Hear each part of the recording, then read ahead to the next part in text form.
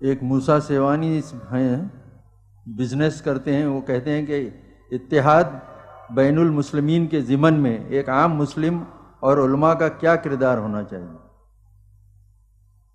اس کے لیے اصل میں بنیاد کو مضبوطی کے ساتھ تھامنا۔ وَاعْتَصِمُوا بِحَبْلِ اللَّهِ جَمِيعًا وَلَا تَفَرَّقُوا، اللہ کی رسی کو مضبوطی سے مل جل کر تھام لو۔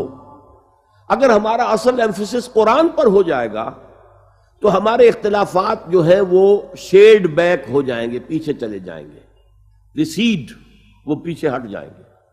جب قرآن پر ایمفیسس نہیں ہوگا تو سارا ہمارے جو فروعات ہیں، جو تفاصیل ہیں، ان پر ایمفیسس ہو جائے گا۔ پھر ان چیزوں پر کہ جو بنیادی نہیں ہے، ہمیں اس معنی میں فنڈامنٹلسٹ ہونا چاہیے۔ We should cling to the fundamentals of Islam۔ قرآن کو درمیان میں محکم پکڑو گے تو اس سے اتحاد پیدا ہوگا۔ ایک سوال ہے ڈاکٹر صاحب، ابھی آپ کے زبانی قرآن مقدسہ کی روشنی میں ناچیز کو یہ بات معلوم ہوئی کہ اللہ تبارک و تعالیٰ کے لیے کوئی غیب نہیں ہے۔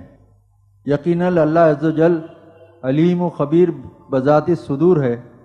سوال یہ ہے کہ نبی کریم صلی اللہ علیہ وسلم علم غیب جانتے تھے یا نہیں؟ مجھے آپ اس سوال کا جواب قرآن کی روشنی میں دے کر شکریہ کا موقع دیں۔ یقیناً حضور بہت سے غیب پر مطلع کیے گئے تھے، اور نبوت جو ہے وہ شیء از غیب ہی تو ہے، ورنہ عام انسان میں اور ایک نبی میں فرق کیا ہے؟ البتہ یہ کہنا کہ کل کا کل غیب آپ کے علم میں تھا، یہ زیادتی ہے۔ میں نے ایک دفعہ عرض کیا تھا آپ سے، جب میں کہہ رہا تھا کہ توحید اور شرک فی الصفات، ان میں فرق کیا ہے؟ صفت اللہ کی جو ہے وہ اس کی ذات کی طرح قدیم ہے، اس کی ذات کی طرح لامتناہی ہے، اس کی ذات کی طرح ذاتی ہے، کسی اور نے نہیں دی ہے اس کو۔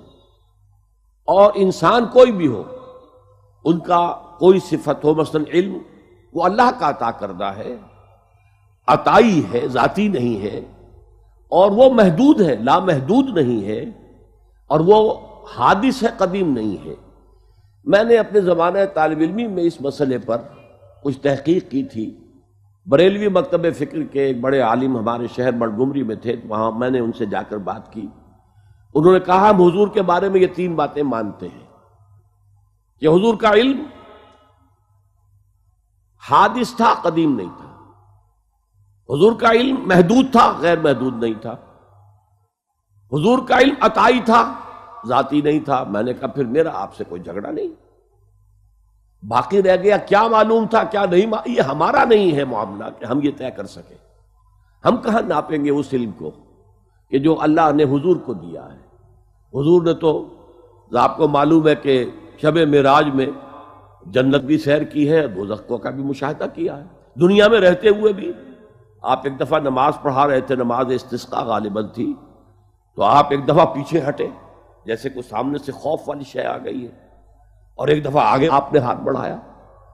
تو صحابہ نے پوچھا کہ حضور آیا یہ نماز کا حصہ ہے، اس طرح پیچھے کو ہٹنا اور آگے کو بڑھنا؟ فرمایا نہیں، میرے سامنے جنت لے آئی گئی اور میرا جی چاہا کہ میں کوئی پھل توڑ کر تمہارے لیے تمہیں دے دوں، تو میں نے ہاتھ بڑھایا اور دوزخ آ گئی، اس کی لپٹ سے مجھے، اس کی گرمی سے مجھے پیچھے ہٹنا پڑا۔ تو دنیا میں رہتے ہوئے انہیں جنت اور دوزخ کے نظارے کرائے جا رہے ہیں، اور یہ انبیاء کا معاملہ ہے۔ کذالک نری ابراہیم ملکوت السماوات والارض، ہم ابراہیم کو آسمان اور زمین کے ملکوت کی سیر کراتے رہے۔ تو یہ تو نبی ہوتا ہی تب ہے جب علم غیب میں سے کچھ حصہ اس کو ملتا ہے۔